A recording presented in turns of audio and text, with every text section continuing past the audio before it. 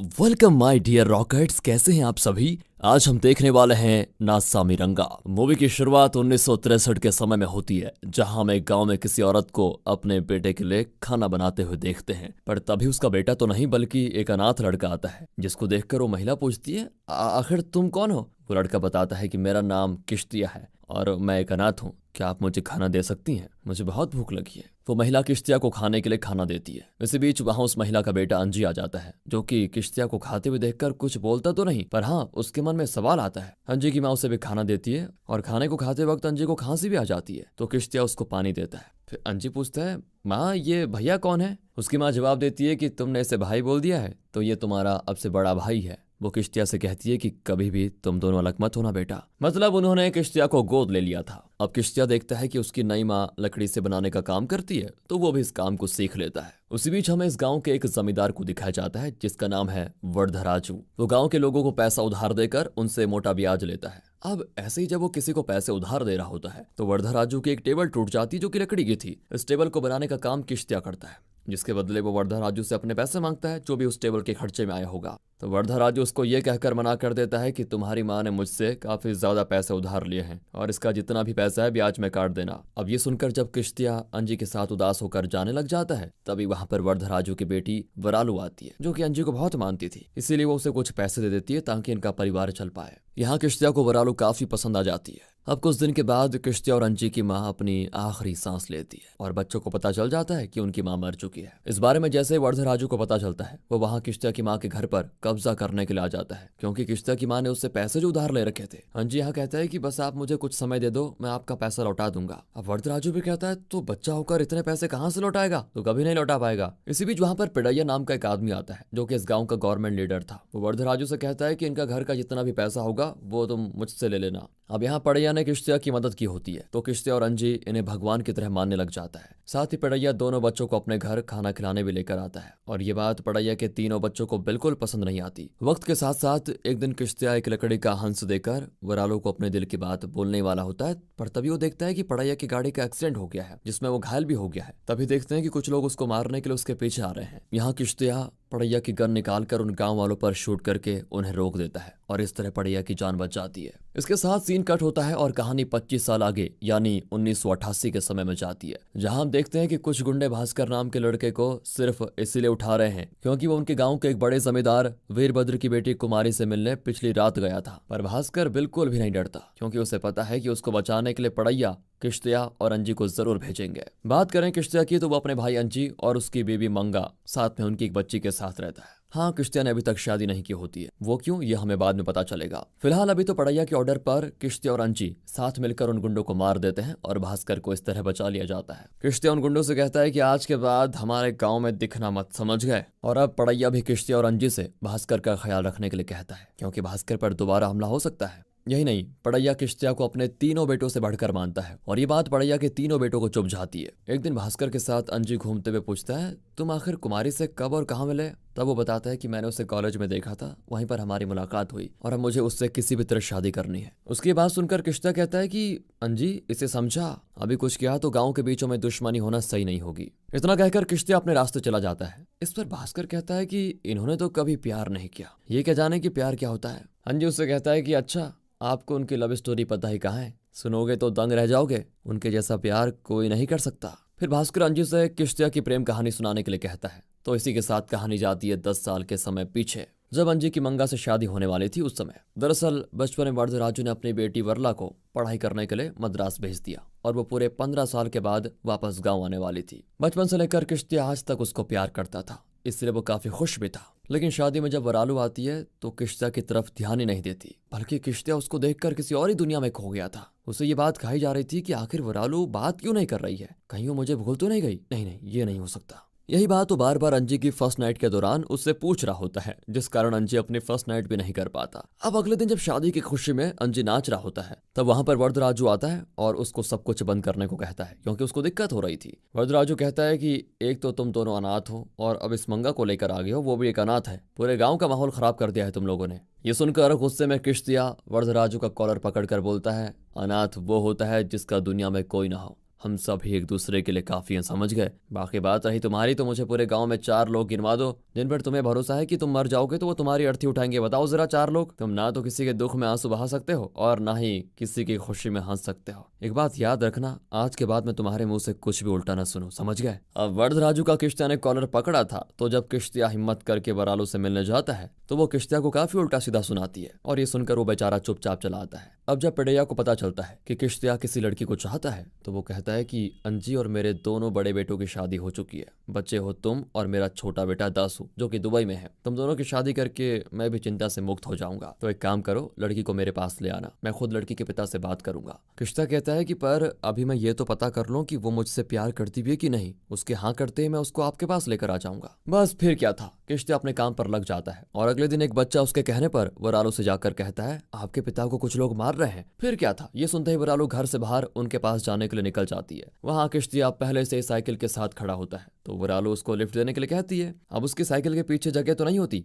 तो वरालू को आगे ही बैठना पड़ता है। फिर उसे पूरा गांव घुमाते हुए किश्तिया उसके पिता तक पहुंचाता है। लेकिन वरदराजू तो एकदम ठीक था। इस पर वरालू समझ आती है कि अच्छा ये सब तुम्हारा ही किया धराया है। किश्तिया कहता है कि हाँ, मैंने ये सब इसीलिए किया ताकि तुम्हें पूरा गांव आराम से घुमा पाऊं। तुम इतने सालों के बाद यहाँ आई हो, तब से लेकर तुम आज तक जितने भी रास्ते नए पुल बने हैं वो नहीं जानती होंगी, तो मैंने तुम्हें दिखा दिया। इसके बाद अगले दिन वरालू रात को किश्तिया को अकेले मिलने के लिए बुलाती है क्योंकि उसे गाँव के थिएटर में शाम को लगने वाली वो मूवी देखनी थी। दरअसल वरालू ने अपनी काम वाली से ये पूछा था कि पति के साथ कैसे रहना चाहिए, तो काम वाली ने वरालू को यह आइडिया दिया था कि थिएटर में मूवी देखो, उससे प्यार बढ़ेगा। तभी वरालू चाहती है कि किश्तिया उसको मूवी देखने के लिए लेकर जाए। अब पहले तो किश्तिया समझता है कि ये दूसरे टाइप की मूवी है जिसे लड़कियां देखने नहीं जा सकती, पर जब वरालू नहीं मानती तो किश्तिया उसको अगले दिन रेडी रहने के लिए कहता है। अगले दिन शाम को जब वो वरालू को मूवी के लिए लेने आता है तो वो देखता है कि वरालू ने साड़ी पहनी हुई है। वो कहता है कि तुम कोई धार्मिक फिल्म देखने जा रही हो जो ये पहना हुआ है तुमने। फिर वो वरालू को पैंट शर्ट पहनकर थिएटर लेकर जाता है। लेकिन जब मूवी में वो सब शुरू होता है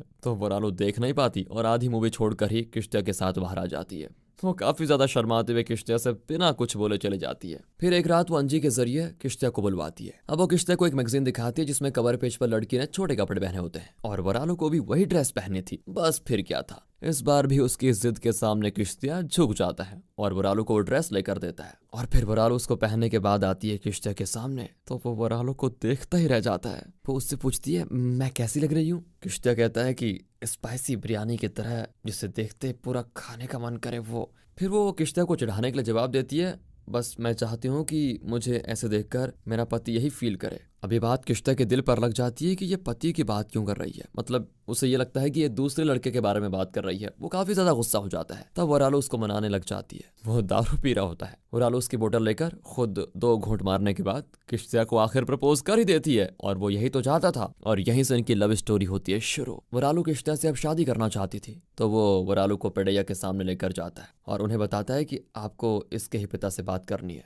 वरालू को देखकर पिड़ैया तो दंग रह जाता है क्योंकि वहां पर वरदराजू भी मौजूद था जो पिड़ैया के छोटे बेटे दासू के लिए अपनी बेटी का रिश्ता लेकर आया था। वरदराजू तो एकदम से आग बबूला हो जाता है। तब पिड़ैया उसको समझाता है कि देखो, जब दोनों एक दूसरे को पसंद करते हैं तो इनकी शादी के लिए हमें मान जाना चाहिए। पर वरदराजू उसके लिए राजी नहीं होता। वो कहता है कि पता नहीं ये अनाथ किस जाति का है, मैं इसके साथ तो कभी शादी नहीं कराऊंगा अपनी बेटी की। इतना कहकर वो वरालू को यहाँ से लेकर जाता है। वरालू भी अपना सामान लेकर घर से जाने लग जाती है तो उससे वरदराजू कहता है कि तुम्हारी माँ बेटी बचपन में ही गुजर गई थी, तब से मैंने तुम्हें पाला है। मैं चाहता हूँ कि तुम्हारी शादी एक अच्छे घराने में हो, ना कि उस अनाथ से। वो फांसी के फंदे को गले में डालकर वरालू को धमकी देता है कि अगर तुमने यहाँ की दहलीज पार की तो मैं अपनी जान दे दूंगा। यहाँ अचानक से वरदराजू का पैर फिसलता है और वो फांसी में मर जाता है और वरालू को तो एकदम सदमा ही लग जाता है। वो खुद को अपने पिता की मौत का जिम्मेदार मान रही होती है, इसलिए वो फैसला करती है कि वो किश्तिया से कभी शादी नहीं करेगी क्योंकि उसके पिता भी यही चाहते थे। हालांकि उसने किश्तिया से प्यार करना नहीं छोड़ा होता है। तब से वो आज तक किश्तिया से हर रोज दूर से ही मिलती है और वरालू ने तो अपने पिता के काम को पूरी तरह संभाल लिया होता है। किश्तिया भी उसके फैसले की इज्जत करता था, इसलिए उसने कभी वरालू को शादी करने के लिए दोबारा मजबूर नहीं किया। आज भी वो दिन भर उसकी एक झलक पाने के लिए रोज इंतजार करता है। इसी के साथ कहानी प्रेजेंट में आती है और हमें किश्तिया के गांव के पड़ोस वाले गांव को दिखाया जाता है जहां हम उस जगह के बाहुबली और जमींदार वीरभद्र को देखते हैं। भास्कर जिस लड़की को चाहता था वो वीरभद्र की बेटी कुमारी थी और साथ ही उसने अपने गुंडों को भास्कर को मारने के लिए भेजा था, पर किश्त्या ने सब कुछ बिगाड़ दिया। इसीलिए अब वो किश्त्या से बदला लेना चाहता है। वो जानता है कि पिड़ैया की ताकत किश्त्या ही है, इसलिए वहां का एसआई उसे बताता है कि पिड़ैया के घर में एक शख्स है जो किश्त्या और अंजी के खून का प्यासा पूरे 1 साल से है, और वो है पिड़ैया का छोटा बेटा दासू। इसी के साथ कहानी 1 साल पहले के समय पर शिफ्ट होती है, जहां हम दासू को देखते हैं जो कि दुबई से 9 साल की सजा काट कर यहाँ पर आया है। असल में दासू ने वहां किसी पर जानलेवा हमला किया था, इसलिए उसको 9 साल की सजा हुई थी। फिलहाल वो अपने एक दोस्त से मिलने जाता है जिसने दासू के एक क्लासमेट से शादी की होती है, पर दासू उसे पसंद करता था। इसके अलावा दासू का दोस्त ये भी कहता है कि इस मामले में तेरी किस्मत एकदम खराब है, तुम्हारी शादी बुरालू से होने जा रही थी, लेकिन उसे तुम्हारे पिता का वो नौकर किश्त्या लेकर चला गया। और ऐसी मजाक उड़ाते हुए वो हंसने लग जाता है। दासू गुस्से में तुरंत अपने दोस्त को मार डालता है और कहता है तेरी बीवी और वरालू दोनों बेटा मेरी हैं। वो सीधे घर पहुंचकर पिड़ैया से कहता है पापा मेरी शादी आप वरालू से करवा दो, लेकिन पिड़ैया उसको मना कर देता है। पिड़ैया कहता है कि वरालू और किश्त्या एक दूसरे को चाहते हैं, उनकी शादी नहीं हुई है, लेकिन दोनों पति पत्नी से कम नहीं है, उस लड़की की शादी तुमसे तो नहीं हो सकती। और ये सुनकर दासू तो अपने ही पिता को मारने जाता है, पर उसे उसके दोनों भाई रोक लेते हैं और कहते हैं कि पिताजी तो हमेशा बाहर वालों का ही साथ देते हैं। कौन सा वरालू की किश्त्या से शादी हुई है अभी, तुझे उसके साथ जो करना है कर ले, हम तेरे साथ हैं। इतना सुनते ही दासू वरालू के घर में घुस जाता है और छिपकर उसे कपड़े बदलते हुए देखता है। और जब वरालू की नजर दासू पर पड़ती है तो वो उसको काफी उल्टा सीधा सुनाती है। यहाँ दासू वरालू के साथ जबरदस्ती करने की भी कोशिश करता है और उसे गलत तरीके से छूता है। फिर वो खुशी खुशी बाहर आ जाता है, जिस दौरान वरालू अपने पूरे कपड़े पहनकर बाहर निकलती है और दासू को पीटने लगती है। पर दासू किसी बेरहम की तरह हंस रहा होता है, उस पर कोई प्रभाव नहीं पड़ता इस चीज का। और ये सब बाहर से अंजी देखता है तो वो दासू को मारने लग जाता है। दासू भागते हुए अपने भाइयों के पास पहुंचता है और फिर क्या, अंजी भी उसके पीछे पीछे जाता है, लेकिन तभी दासू के भाइयों के गुंडे उसको पकड़ लेते हैं। अब अंजी मुसीबत में था तो वहां किश्त्या की एंट्री होती है, जो कि पहले अंजी को छुड़ाता है और फिर दोनों साथ में मिलकर सभी को बुरी तरह मारते हैं। अंत में वहां पर दासू और अंजी के बीच खतरनाक लड़ाई हो जाती है। तब किश्त्या उस लड़ाई को शांत करवाता है। अंजी से किश्त्या पूछता है कि किस बात पर तुम्हारी लड़ाई हुई, लेकिन अंजी को वहां वरालू नाम में इशारा करती है क्योंकि वहां पर काफी ज्यादा लोग मौजूद थे। तो अंजी अपने भाई को कुछ नहीं बताता, मगर किश्त्या को पता होता है कि मेरा भाई किसी को ऐसे तो मारेगा नहीं, इसलिए वो सिचुएशन को समझकर अंजी को लेकर जाता है। लेकिन तभी वो दासू पीछे से अंजी को मार देता है और ये देखकर किश्त्या का पारा चढ़ जाता है। वो कहता है शुक्र मनाओ तुम पिड़ैया के बेटे हो, नहीं तो अब तक तुम्हारी यहाँ लाश पड़ी होती। दासू भी कहता है कि तुम दोनों भाई बस 1 साल और जी लो, अगले साल इस संक्रांति के दिन तुम दोनों की मैं जान ले लूंगा। किश्त्या भी कह देता है कि मेरे रहते हुए अंजी को छू कर भी दिखा। तो आज 1 साल पूरे हो गए थे। दासू फिर से गांव में अपना बदला पूरा करने के लिए आ चुका था। वीरभद्र दासू के जरिए अपना बदला पूरा करने की प्लानिंग कर चुका था, बस इंतजार था सही मौके का। दासू गांव आते ही अर्थियां सजाकर अंजी के घर पहुंचता है, जिससे मंगा थोड़ी चिंतित होती है, पर अंजी और किश्त्या इसको ज्यादा सीरियसली नहीं लेते। लेकिन यहाँ त्योहार से पहले दोनों गांव की इज्जत का सवाल भी था, तो अपनी बेटी कुमारी के मैटर को लेकर वीरभद्र पिड़ैया और किश्त्या के सामने आता है, जहाँ पर काफी बहस के बाद ये तय होता है कि अगर किश्त्या वीरभद्र के पैर छूकर माफी मांग ले तो ये बात और नहीं बढ़ेगी। इसके लिए किश्त्या तो तैयार हो जाता है। वो जैसे ही झुकने वाला होता है तभी वहां पर अंजी आकर खड़ा हो जाता है, जिसे देखकर किश्त्या वापस खड़ा होकर हंसने लगता है, क्योंकि अंजी ने भास्कर की मदद की थी कुमारी को उसके घर से भगाने में, जिनकी अब गांव में धूमधाम से शादी होगी। यहाँ किश्त्या कहता है कि अब हम दोनों गांव वाले तो एक दूसरे के रिश्तेदार हुए, और इस बात से वीरभद्र एकदम बौखला जाता है। वो आखिरकार दासू से हाथ मिला लेता है, जो कि रात में वरालू को अकेले देख उसकी गाड़ी का पीछा करने लग जाता है। यहाँ वरालू भी परेशान होकर एक लोहे की रॉड लेकर उसके सामने खड़ी हो जाती है और दासू को ललकारने लग जाती है। दासू भी हंसते हुए मन ही मन सोचता है कि पहले अंजी और किश्त्या का खेल खत्म कर दो, फिर तुम्हारी बारी। ये सोचकर वो वापस चला जाता है। दूसरे दिन यानी संक्रांति के त्योहार के समय अंजी भास्कर के साथ एक मूवी देखने के लिए थिएटर जाता है, जहाँ पर उस पर हमला हो जाता है। लेकिन अंजी काफी बहादुरी से लड़ता है और भास्कर को भागने के लिए बोलता है, पर उसके जाते ही एंट्री होती है दासू की, जो कि अंजी को बुरी तरह घायल कर देता है। और यहाँ पर हमें दिखाया जाता है कि बचपन में जब कार एक्सीडेंट के वक्त किश्त्या ने पिड़ैया की जान बचाई थी, तो उस वक्त वहां पर दासू भी मौजूद था, जो कि घायल था, जिसे अंजी अपनी पीठ पर लेकर डॉक्टर के पास लेकर गया था। ये सोचकर दासू कहता है कि चल उस एहसान के बदले मैं तेरी जान नहीं लेता। यहाँ अंजी को लगता है कि वो बच गया, पर तभी दासू पलटता है और कहता है कैसा लगा मेरा मजाक? दोस्तों ये उसने नहीं बोला था, ये मैंने बोला। वो अंजी से कहता है कि तुमने कैसे सोच लिया कि मैं तुम्हें नहीं मारूंगा? इतना बेवकूफ नहीं हूं मैं, और अपने दुश्मन को कभी इतना बेवकूफ समझना भी मत। और फिर आखिरकार वो अंजी को जान से मार ही डालता है। ये सब कुछ होने के बाद वहां किश्त्या पहुंचता है जिस दौरान अंजी की थोड़ी थोड़ी सांसें चल रही थी। फिर हॉस्पिटल ले जाते वक्त अंजी अपने भाई से कहता है कि भाई वरालो से बोलना मेरी आखिरी इच्छा थी कि वो तुमसे शादी कर ले, उससे ये बोल देना, वो पक्का मान जाएगी। और इतना कहती अंजी की सांसें टूट जाती है और किश्तिया के साथ अंजी की बीवी भी काफी रोते हैं। यहाँ अपने बेटे की गलती की माफी मांगने के लिए पिड़ैया भी आ जाता है, पर उसे कुछ बोले बिना किश्तिया वापस भेज देता है। इधर जब अंजी की मौत की खबर वरालो को लगती है तो वो अपने पिता की तस्वीर के सामने आकर उनसे माफी मांगती है और घर से पहली बार किश्तिया से मिलने चाहती है, जो कि अपने भाई की मौत की वजह से काफी टूट चुका था। उससे वरालो कहती है कि जो भी अंजी की मौत का जिम्मेदार है उसे बता दो कि वो किसका भाई था, और हाँ एक बात, तुम्हें जिंदा रहना है। इधर पिड़ैया भी दासू से भाग जाने को कहता है, लेकिन वो अपने पिता की बात नहीं सुनता। बस फिर क्या था, संक्रांति के मेले के बीच